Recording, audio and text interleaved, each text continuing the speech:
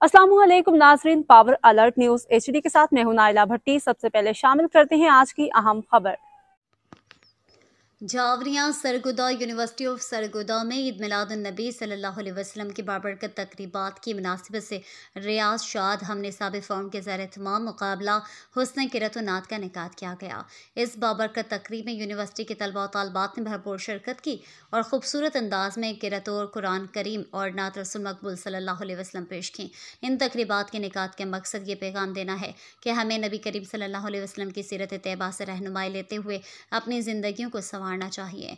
मज़ीद ये कि नौजवान नस्ल में इस्लामी तालीमात और मोहब्बत रसूल सल्लल्लाहु अलैहि वसल्लम को फ़रोग़ दिया जाए और हुस्न किरत नात की महाफिल को न सिर्फ दीनी रिवायत को ज़िंदा रखने का ज़रिया बनाया जाए, बल्कि इससे नौजवान नस्ल को अपनी दीनी वर्से से जोड़ने का मौका भी फराहम किया जाए। तकरीबन नुमाया कारकर्दगी दिखाने वाले तलबा और तालबात को खुसूसी इनामात से नवाज कर इनकी हौसला अफजाई भी की गई। रिपोर्ट ज़फ़र अब्बास, तहसील रिपोर्टर, शाहपुर, जावरियां। अब तक के लिए इतना ही। मज़ीद खबरों और अपडेट से बाखबर रहने के लिए देखते रहें पावर अलर्ट न्यूज एचडी।